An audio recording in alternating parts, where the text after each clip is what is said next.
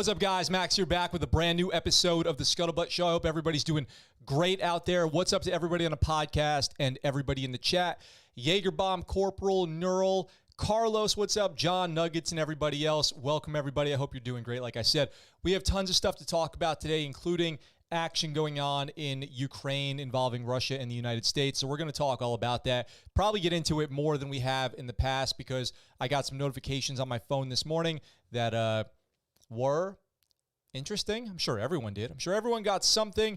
Everyone's seeing stuff on Twitter, on their news feeds, all of that. We're going to talk about the news, where information comes from, listening for good information versus bad information, etc., and give some examples and talk about what happened today. Then, in addition to that, we have a normal Scuttlebutt show full of breaking news from the military, around the military, veteran stuff. It's going to be really cool. We got some awesome stuff to talk about. So, one of the things I need to bring you guys up on a real quick about yesterday is after yesterday's episode wrapped live at 11:45 a.m. my time, I appeared as a guest on another podcast, a veteran podcast called the Foxhole Podcast, brought to you by the Foxhole Theater Company.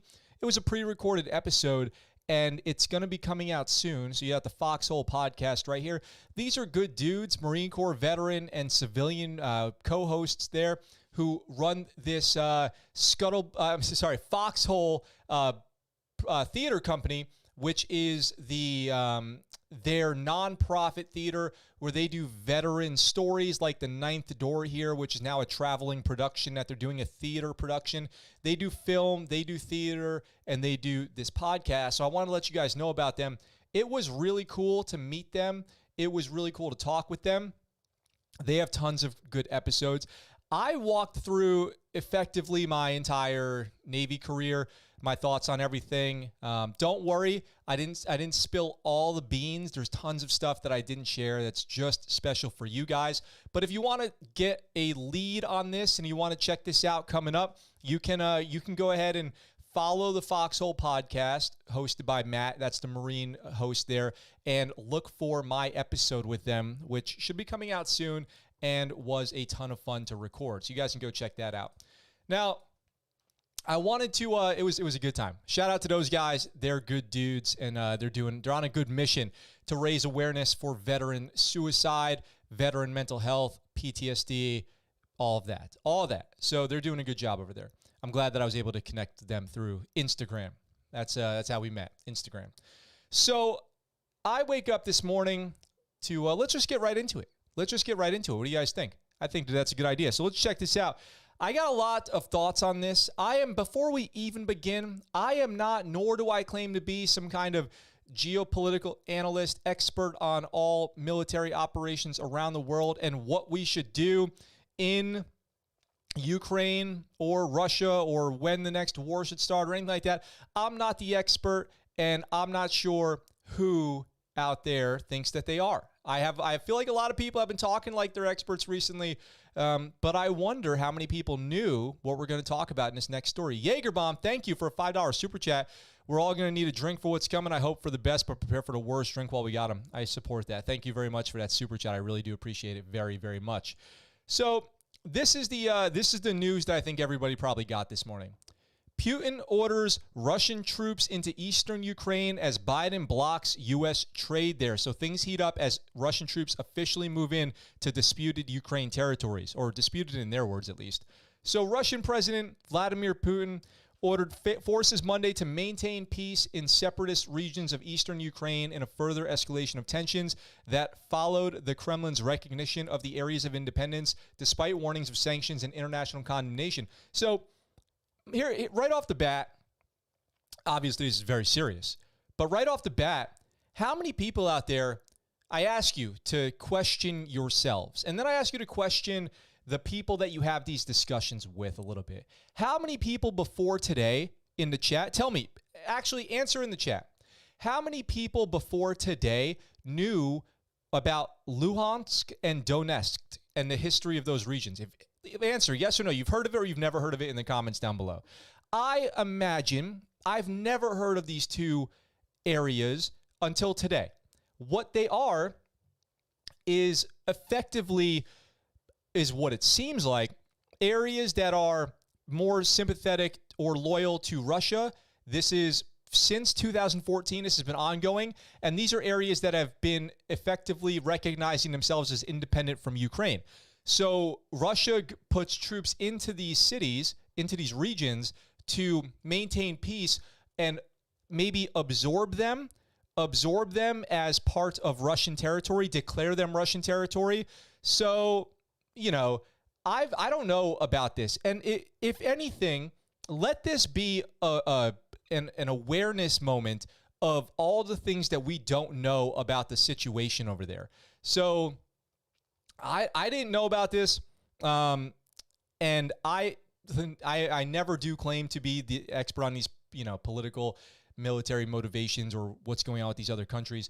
So obviously there's a lot of things that we don't understand about the situation over there other than the headline news that we see. We will continue to consult with our allies and partners about both diplomatic solutions and the consequences we will impose on Russia should it further invade Ukraine, said a senior administration official. The official pointed out that Russian troops have repeatedly entered the region since Russia invaded in 2014, but he declined to set a red line on what further incursions would prompt an additional U.S. response. So I feel like this is more different information than what we've been getting over the last few weeks. Like, yeah, Russia has gone in there many times in the last 8 years, but now it's different. And now we got to kind of change the story as to what, you know, we'll call an incursion or an invasion, because actually this little part has been ongoing. It says, just in the last hour, we've seen Russia or troops to deploy into the DPR and LPR for so-called peacekeeping functions, said the senior administration official, who declined to confirm reports by the Russian Interfax news agency and social media posts showing additional Russian forces entering the Donbas. Ukraine military official told Military Times Monday night that a new wave of Russian troops had entered the Donbas in the wake of Putin's order. Foot-stomping Biden's stance on U.S. troops in Ukraine, the senior administration official said there will be no American forces there, even if U.S. citizens are included in any roundup of perceived enemies by Russian forces. We have been warning individuals and groups that we think could be targeted based on our understanding and knowledge of Russian plans to try to enable them to protect themselves or move to places where they might be safer. But I have nothing to add to what the president had already said, which is that he had no intention of sending American forces to fight inside of Ukraine. So this is what appears to be the most up-to-date news on what's going on in Russia and Ukraine. I believe American military is up to roughly 10,000 troops based on some quick math and memory of what's been going on.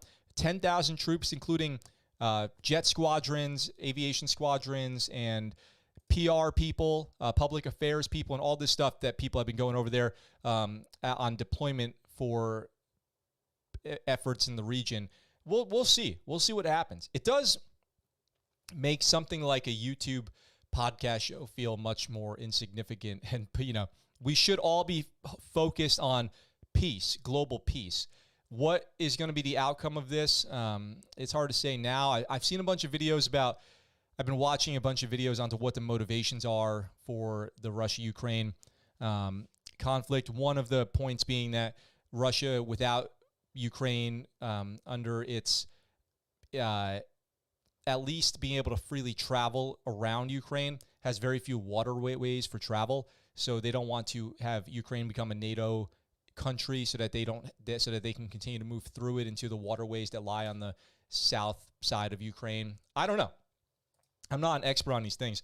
But what I am conscious of is misleading news information, right? And everyone who has been telling me about Ukraine in conversations I've had with people, what is the depth of understanding that people have of these issues beyond what I can see on the news and YouTube? Who are the real experts, you know? Who are the real experts? I don't know.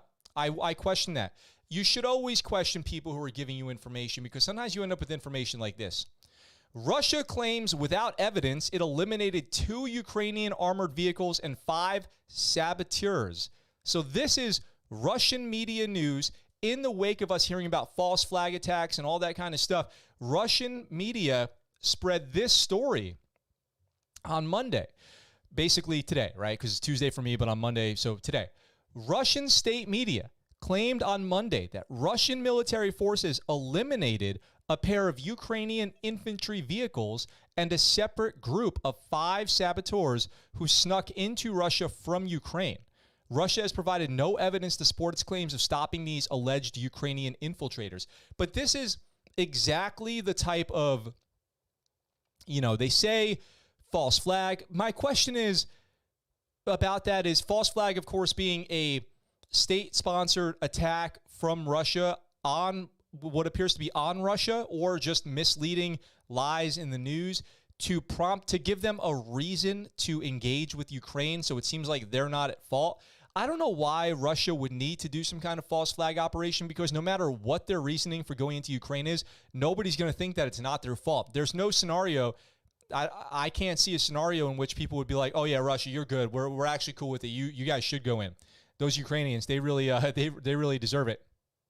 I don't think that could ever happen. So the motivation for Russia to conduct one of these false flag operations feels, the reasons I've heard don't make sense to me, but this is definitely crazy that this would break on Russian news media if it's completely fake, but this whole thing is being called out as false.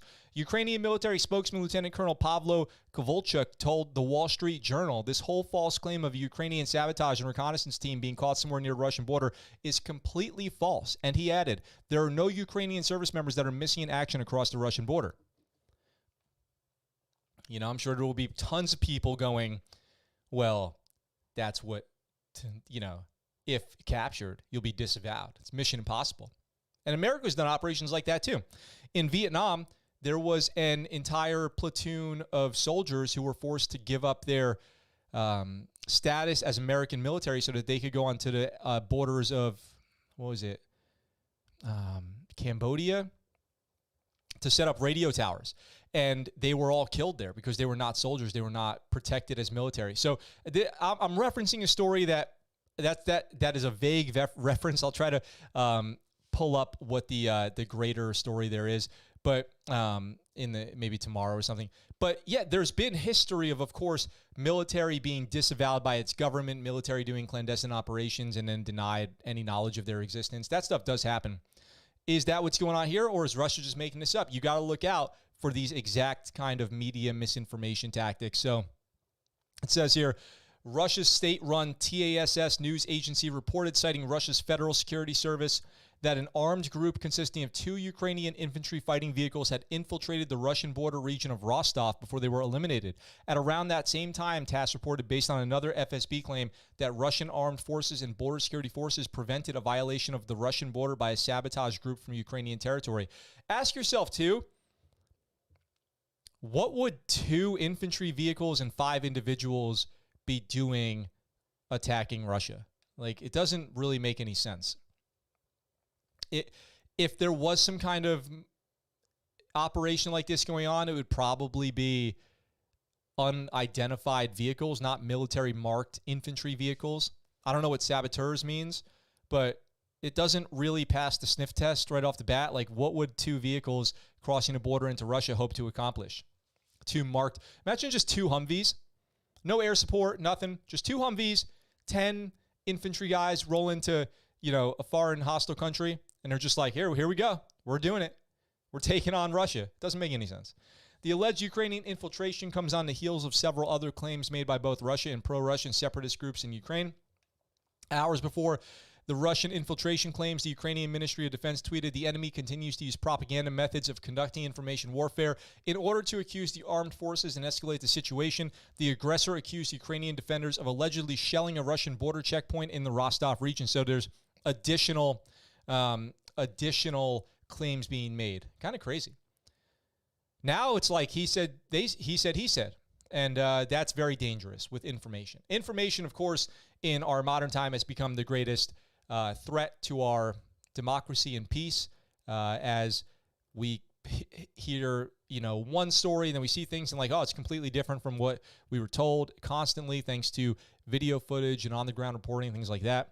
I won't get into any specific examples because it's kind of off topic of this. But this is a good example of what's going on in Russia and Ukraine right now. So here we go. We've got this exact scenario playing out where you have, on one hand, Russia saying Ukraine infiltrated their border and has been shelling them with artillery and sabotaging them. And on the other hand, Ukrainians saying, well, we didn't, and it's not true, and there's no evidence of it. So what are the public supposed to do?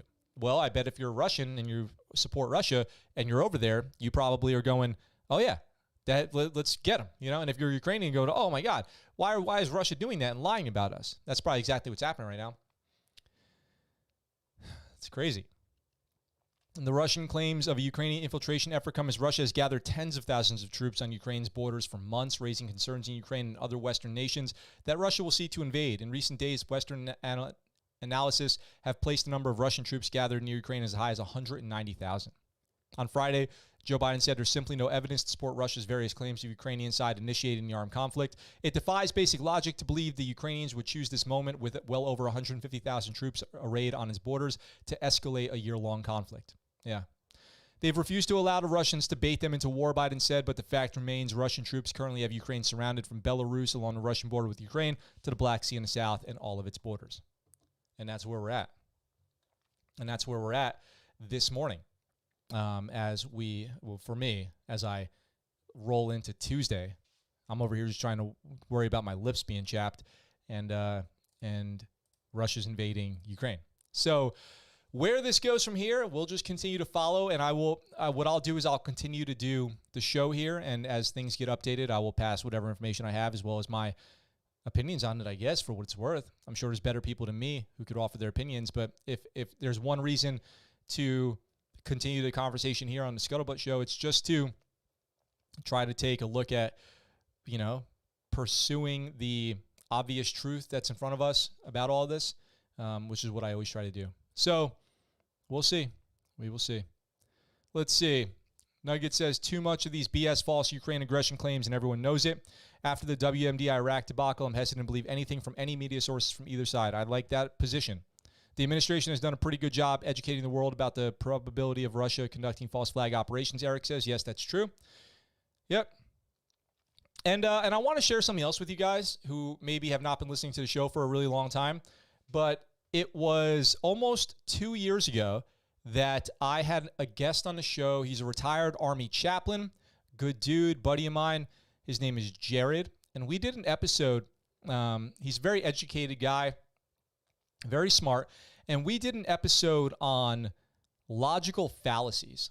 And I just want to share this with you guys really quick, a little bit of this. Logical fallacies are what you probably do every day, whether you know it or not, when you are in a discussion with somebody and you either are not prepared for that discussion or you don't want to tell the truth about it. These are things like hasty generalizations, straw mans, circular arguments, begging to claim, ad hominem, or character attacks. These are absolutely very, very common. You hear about these all the time. Okay? You hear about these all the time. But how do you identify them? They're probably used against you and by you every single day. But how do you identify them and how do you combat them? So I did a whole episode about that. Here's a little clip. This is great. So the example here is, if we act nice to humans now, soon they will demand constant back rubs. The implication here is if you do something nice for them once, they're just going to assume, they're just going to want more nice things and assume that you're going to keep doing them all the time, and then they're going to get mad if you don't do them, then they're going to revolt, and then they're going to kill us. The slippery slope that I went down there is I don't have any facts to back up what I just said at all. In my mind, I just let my own fears develop my thought, and then I said it like as if I know what I'm talking about. Is that a fair representation of slippery slope? Yes and no. When going through school and having to find an example of slippery slope, I'm sure we've all. All right, so you guys get the idea. We went through and we broke down the 12 common logical fallacies that you will see used in everyday conversation, and you guys can go watch that episode if you want. It was an old one, so it's from about 2 years ago, but you can look up just the Scuttlebutt Show, Jared Knight. You saw it right there. Before I closed it, I should have dropped a link in the description. Let me do that really quick. I will go ahead and pull that back up. Fears develop my thought, and then I said it like as if I All right, know. there we go. Drop the link in the description. You guys can go check that out now, and you can listen to that if you want to. And hopefully afterwards, you will be good at identifying logical fallacies as they come and go. And I would encourage you to try to not use them yourself. Try to catch yourself using logical fallacies. It's very easy to do inadvertently. And then when you do, go, okay, well, maybe I should do some more research, because if I'm already going into a character attack or a straw man, maybe I need to do my own research a little bit better before I continue this conversation. So we've had the Russia discussion now at this point. That's what I had on the menu for today, so to speak, about that. And we will continue to follow that and give updates as needed. Thank you guys for sharing information with me via Twitter posts and news that you've heard, so I can stay as up to date as possible. I do appreciate that.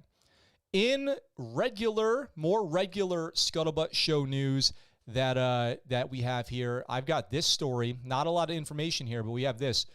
U.S. airman dies in non-combat incident in Niger. First death out of Niger, I believe, since those Green Berets a few years ago. The Department of Defense Monday announced the non-combat death of a U.S. airman in Niger.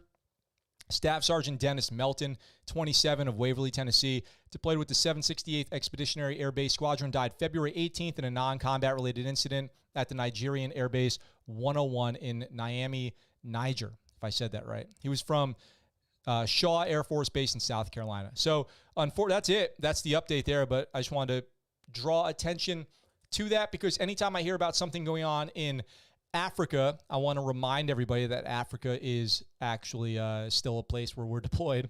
Everyone's thinking about Afghanistan, Iraq, Syria, the EU, Russia, Ukraine, the PACOM deployment AO. So you've got Philippines and all the maritime operations going on out there. And then you've got Africa, the bastard stepchild of military operations, where we just have been forever. And we never really talk about it, except for here on the Scuttlebutt Show. So I'll continue to do so. The Air Force is in our news a bunch today. There are, including that one, we have 4 Air Force stories today. The Air Force is supposed to be the good one. The Air Force is supposed to be the smart one, the rich one, the classy one. They have, when they sit down to dinner, they have 4 types of forks, 3 types of spoons, 3 types of knives, and they use them in the correct order. Even the E2s. In the Navy, Marine Corps, Army, if you're an E3 and below, you eat with your hands. Sometimes you just use your face. You just plow your face into your plate and eat your, gruel. But in the Air Force, they're supposed to be the good ones. Air Force bases are supposed to be the ones where you go in and you feel safe.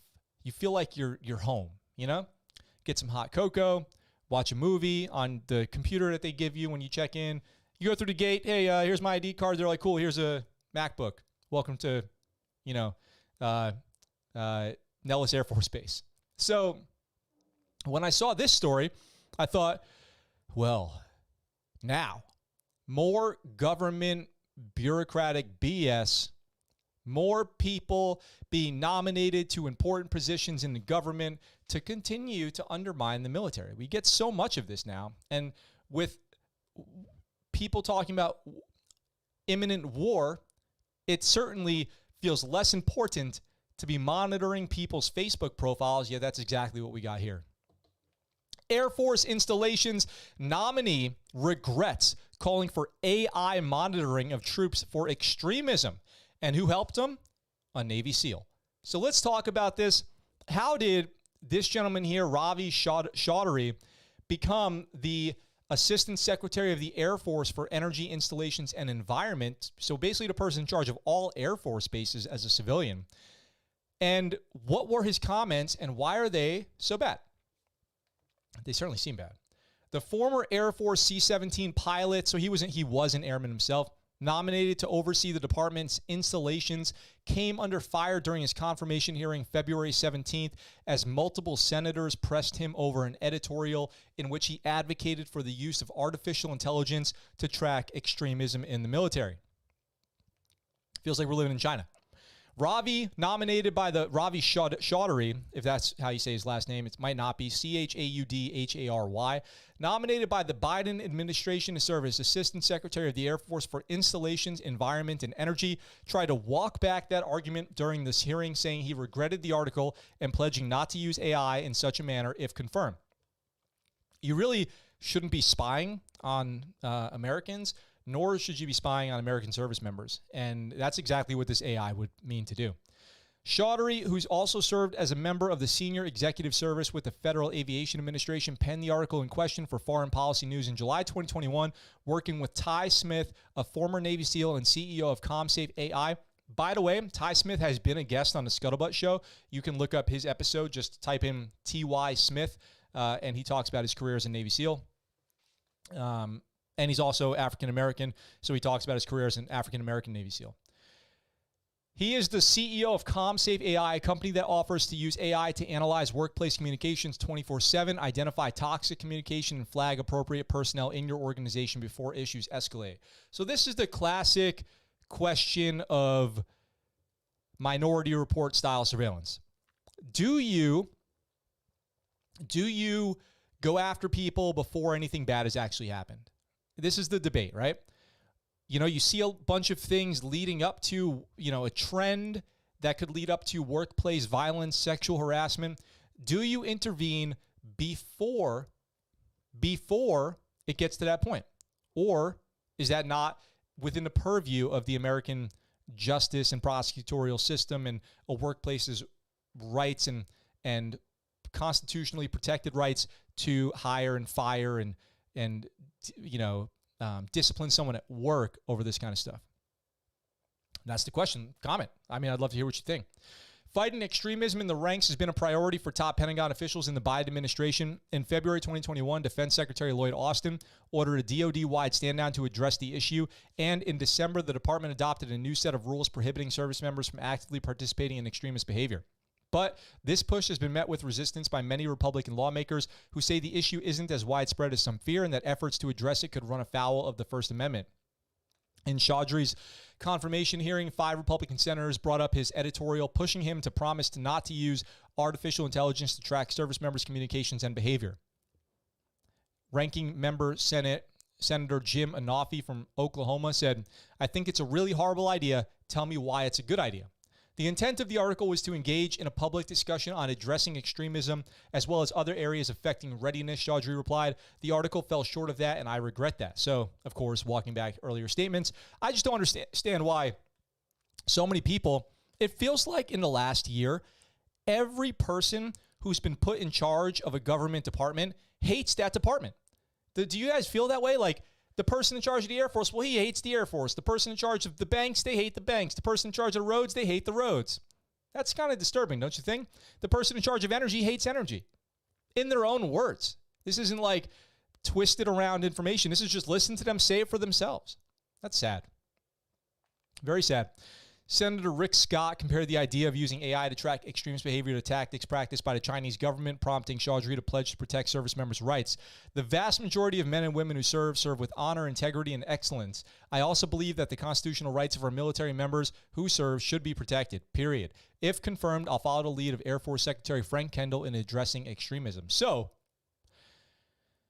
then you look at our boy yesterday, Tackleberry Solutions. The soldier who was training civilians how to take out law enforcement, arm them, go to his own version of SEER school, only discovered when one of his trainees was killed in a shootout with police, and they found his curriculum and contact information in that dude's truck. So for every point that I could make about why I think it's totally wrong to do something like this, there's an example just like that saying why we might have to. Although, then you're right back, again, to the Minority Report argument. What extent of proactive surveillance does the government have? What's the limit? I don't know. You guys tell me what you think in the comments. I could go both ways on that. On one hand, you could save lives, prevent disasters, if this information is used for the right reasons with incredible discretion and maturity. And on the other hand, you could destroy innocent lives, create violence where there wouldn't otherwise be none by cornering people, chasing people down, going after, putting warrants out for people. I don't know. Creating, taking somebody who, because of a weird Facebook conversation and ruining their career, so you drive them into poverty and desperation and rage, who otherwise is harmless and would have never done anything. It's the question. That's the question. Morality is that question there too. So you have to ask yourself, how far are you willing to let it go and still feel like you are doing the right thing? So, pressed further by Senate Mike Rounds to say that he understood this committee would never look upon the investigation or the use of AI in the oversight of our men and women in uniform to be an acceptable thing. Chaudhry said that was absolutely correct. While many of the questions directed to Chaudhry were focused on the editorial, he was also asked by Senator Tim Kaine how he planned to handle the issue of privatized housing for military families in the wake of the Balfour Beatty Communities, one of the largest providers of military housing in the U.S., who pled guilty to defrauding the Air Force, Army, and Navy. He said, our military members and their families deserve to have well-maintained, clean, and excellent housing. Not only that, but a system in which their grievances can be addressed, as well as challenges that they're meeting at the same time. If confirmed, you have my commitment that I will move out on this issue extremely quickly to ensure that we have the right oversight management contracts across the board. I'm going to take a top-down look at every aspect of our military privatized housing because we just absolutely have to get this right. It's bad everywhere. Housing's bad everywhere. We've got people living in mold-infested barracks in the Marine Corps, even out here in Okinawa. Flooded, moldy, disgusting barracks up on Camp Hansen, Camp Schwab. They can get pretty bad. That's true. So I hope somebody does to take some action on that. It's about time. How's it going in the chat? Let's see. I knew someone who was getting ready to PCS to Egypt in 2017 before he died of a medical issue. Another one spent 9 months in Egypt on rotation, John says. Damn, Egypt. Buford. Army Air Corps were the most badass people around in World War II. Now they're worried about breaking a nail. Oh, the Air Force. Let's see. Intervene before or after. Depends on the situation. Makes me think To Catch a Predator with Chris Hansen. Yeah, that's right. By posing as the victim, they were able to catch predators. And I think most people would agree that that was, in fact, a good deed. Pro Hero, not coming across a lot of extremists in today's military. That's just my experience. I agree. And then we have stories like the one yesterday. And then you do. MC says Black Mirror, very true. And then you do have one, and Ethan Melzer. Go back, if you don't know who Ethan Melzer is, go back and look him up on my channel. Talk about extremists. Thank God the FBI, if you don't know, in summary real quick, Ethan Melzer, who aligned himself with white supremacists, Hitler, and ISIS, all at the same time, threatened to off his entire unit. Threatened off his entire unit by coordinating an attack on them while they were deployed. Check out that video. There's no way you could ever say there is no extremism in the military because you find it in instances like that. Each one of those threats is extremely dangerous, okay? That could have been an entire unit, one traitor. The greatest threat is an insider threat. You see this on posters all around commands all the time. The greatest threat is and always will be an insider threat. So when you use those tactics to identify people like Ethan Melzer, bravo Zulu. When you use them to kick people out because they voted for the other guy and they liked a Facebook page, which is the thing everyone's scared is what will happen. Well, that's not a bravo Zulu. That's somebody I would look right at and go, shipmate, shippy, not cool. Not super legit, that's for sure. So it's a complicated situation. You got to look at every example. You got to look at how these tactics are being used. There's definitely examples of bad actors out there. Jaegerbomb says, I used to want a conflict. Now I don't. I don't trust our leadership. I've never wanted a conflict. I don't know. I don't want a conflict. The personal cost is too high. The question, of course, is if there is a conflict, do you want to be on the front lines? Because if you want one, I hope you want to be the first person in. Otherwise, all you're doing is putting somebody else, at risk for most of the time. People don't even know why. So Air Force has a couple more stories that we're going to get to, but really quick, I need to circle back around to the Army. The Army. Army's controversial fitness test might become official this year, leaked plan says, but they're taking out the best exercise, the flexed knee tuck, leg hang, arm bend. It's the toughest exercise in the whole ACFT. You hang from a pull-up bar, you pull your arms up to 90 degrees, and you touch your knees to your elbows. Apparently, everyone's failing that, so they're like, hey, if we just take that exercise out, passing rates will go way up. Wow. You mean to tell me if we just didn't ask them to do the exercise, they'll all get in better shape overnight? That's what the numbers say, sir. All right, Bravo Zulu, keep it up. Let's go. That's probably how the discussion went. Army's controversial new fitness test may replace the decades-old standard by which troops are measured later this year. Of course, there's many problems, including people being thin and light and not being able to deadlift 350 pounds, so they're failing. They're saying that the 2-mile run is taking a lot of people out. So they said it was sexist, all this stuff. I think the ACFT is actually great.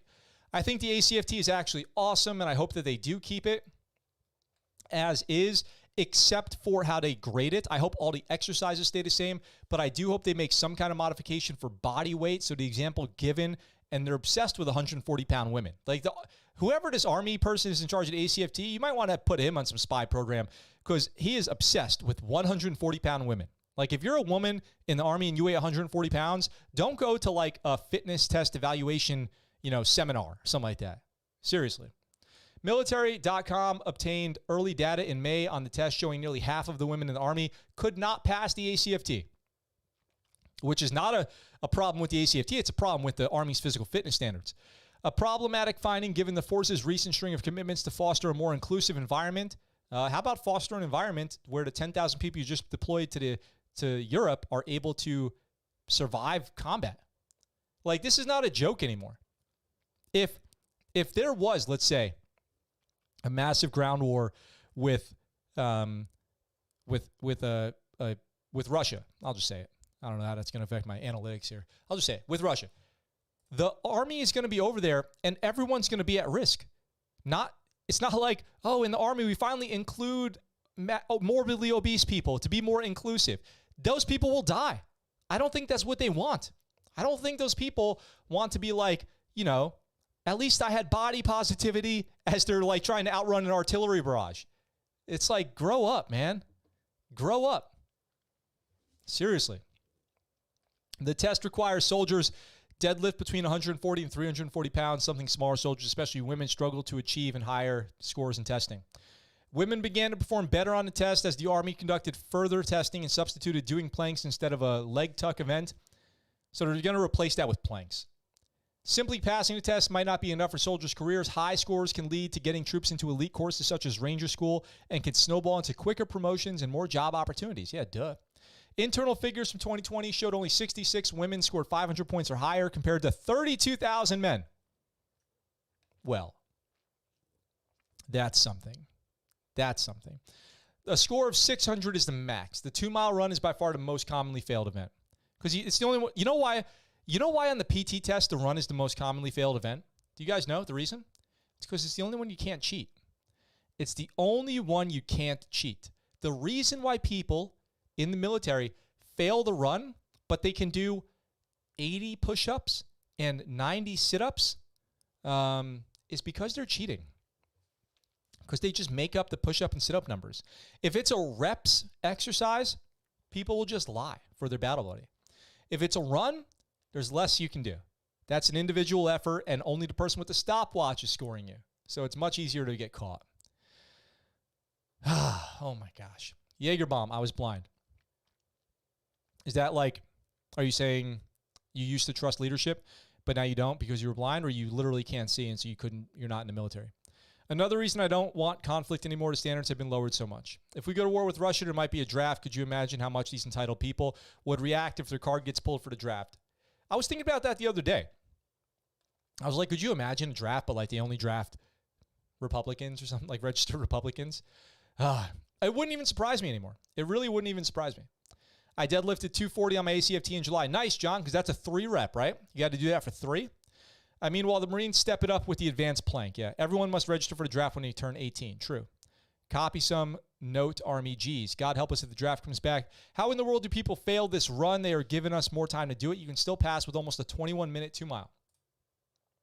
Excuse me? A 21-minute 2-mile? A 10:30 mile? That is 5.6 miles an hour, I think. Something like that. That's very slow, you guys. If you cannot run a sub-16 2-mile, you are not fit. Or if you have to replace that with some kind of other standard like a elliptical or rowing machine or something like that. But the standard should be a 16-minute 2-mile. If you can't run a 16-minute 2-mile, you're not fit to the standard of the military. 8-minute miles. That's the standard. I think in the Marine Corps, for boot camp, it's even like 7-minute miles is the standard. But 8-minute miles is the standard. So if you can't run a 16-minute, if you need 6 more minutes and then you're failing that, like I said before, the Army doesn't have an ACFT problem. They have a culture of fitness problem. Crazy, crazy. God help us if the draft comes back. Yes, I was a fool. I have false expectations about what real life would be like. Oh, don't we all? What's that song from, what's that movie? I had dreamed this life would be so much better than the one that I am living. It's true. Good Robert Mingle says, if I weigh 155 pounds, how much should I be able to deadlift? A deadlift should always be 2x. A good deadlift is 2x your body weight. So for you, it would be 310. So a good deadlift is 2x. A good bench press is 1.5. Even 1. Even body weight bench press is okay. But a really good bench press would be 1.5. A squat should be 1.5 as well. Actually, let me change that. I'll reduce the bench. The bench press should be 1. So a good deadlift is 2x your body weight. A good squat is 1.5x your body weight. And a good bench press is your body weight. So that's what I declare. I do declare those are my standards. So we got to keep it moving to get through this whole episode today. I have this next story here from the Air Force. Holy smokes, this one is insane. Have you guys heard about this? Air Force Reserve Major helps to subdue unruly passenger aboard American Airlines flight trying to rip open the emergency door and enter the cockpit when an Air Force officer comes to the rescue. Who knew an Air Force officer would be able to subdue somebody? That's what I'm asking. So at least one service member helped flight attendants aboard American Airlines Flight 1775. Hell yeah, the year of our Navy and Army being born. On Sunday, as they restrained a passenger who had tried to break into the plane's cockpit and then open an emergency exit mid-air. The Marine Corps was 1775 too, right? November 10th. Air Force Reserve Major Carlos Rojas said he was watching a movie when the passenger, who has not yet been identified by the FBI, began to be disruptive. Rumor has it the movie he was watching was Top Gun, because everyone wishes they were a Navy jet pilot. Rojas said another man sitting near him first noticed that something was wrong. That man, who told Rojas he was an Army officer, tried to help flight attendants subdue the unruly passenger, but it became apparent they needed backup. He came back and actually grabbed me and said, "Hey, I need your help," said Rojas, who was assigned to the 701st Combat Operations Squadron in March Air Reserves, California. And that's kind of how I got involved. So he's sitting there watching a movie. This guy comes up to him and goes, "Psst, I'm in the Army. I think this guy needs to get taken down." And the Air Force guy's like, "Excuse me, I'm watching Top Gun. This is my favorite part where Maverick is playing volleyball." And he goes, "Roger that, hooah. I'm going to go check this out."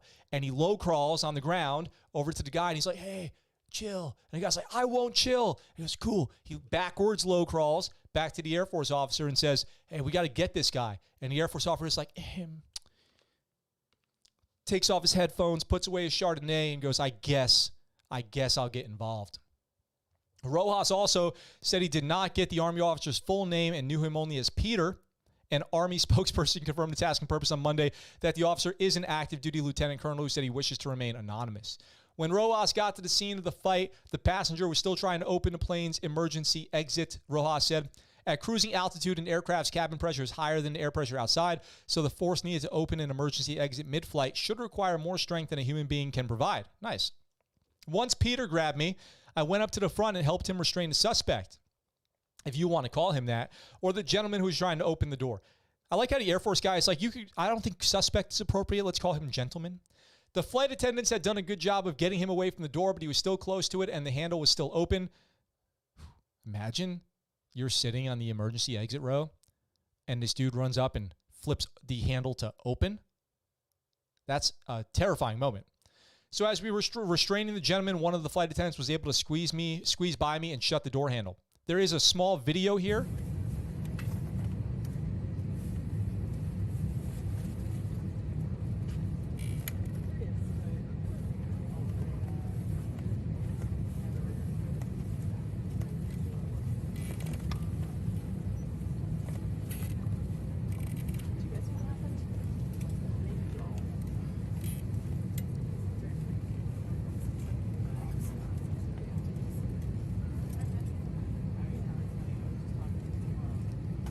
That sound you heard, it looks like there's just guys kneeling on somebody on the ground, subduing him or holding him.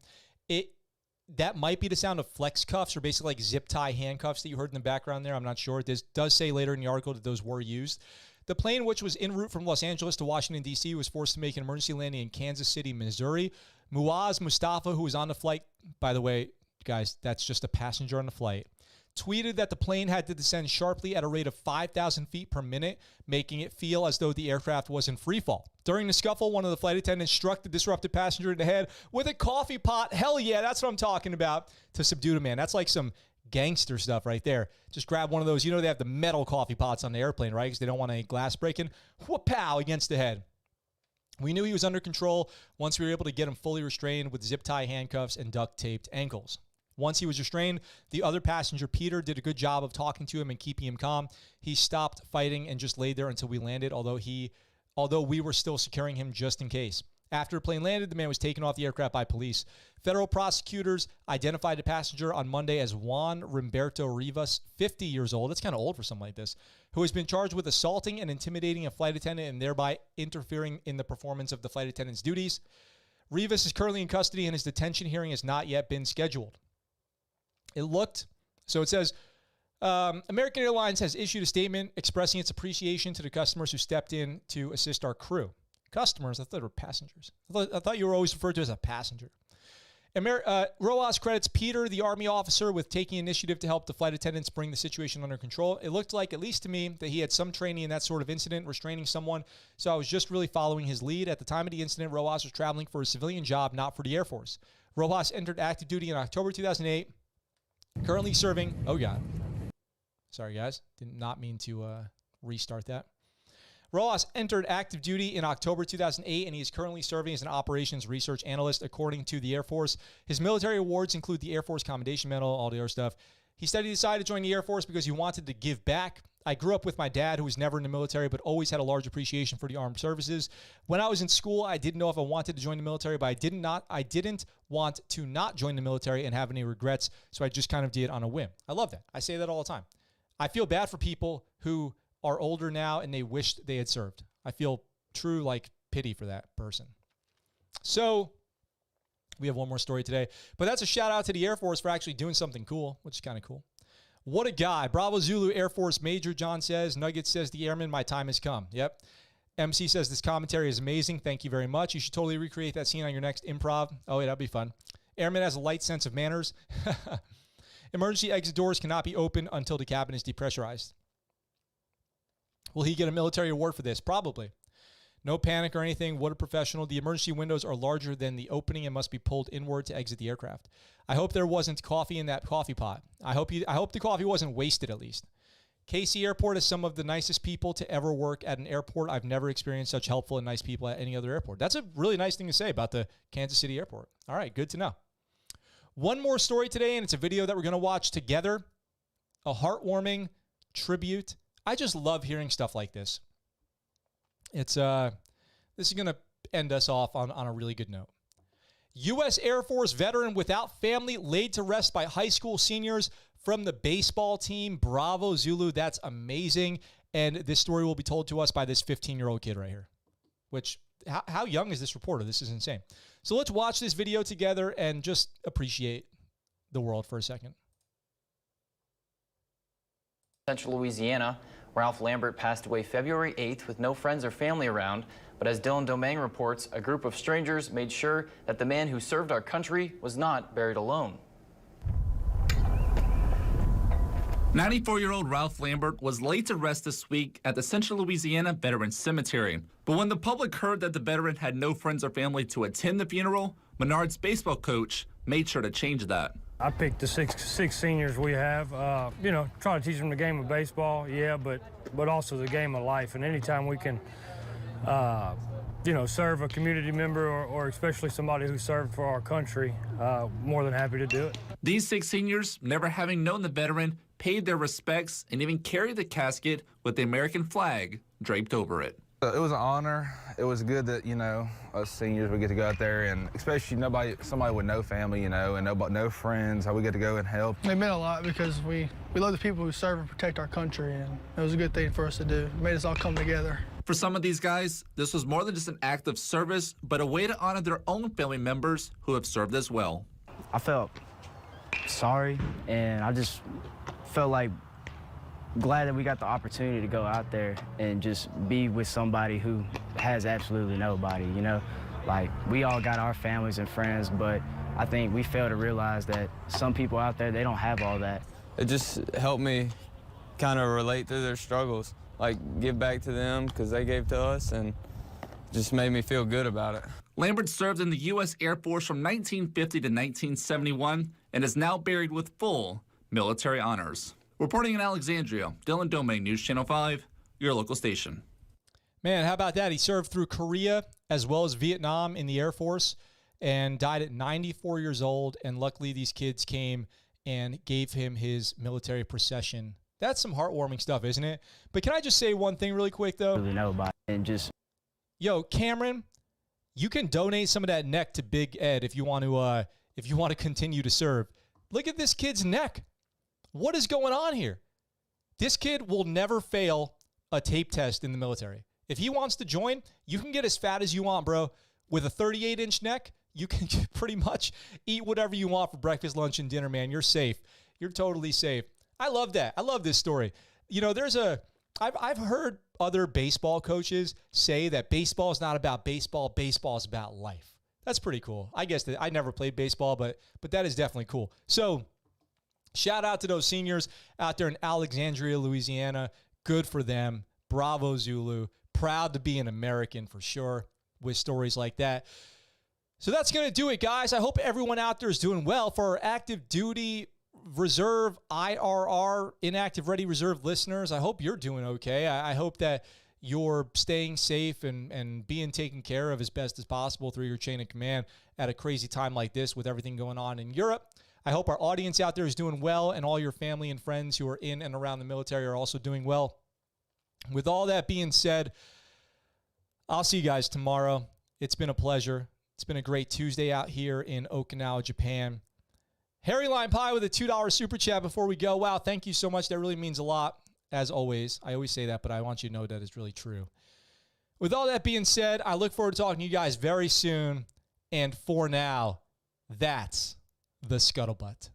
What you just said is one of the most insanely idiotic things I have ever heard.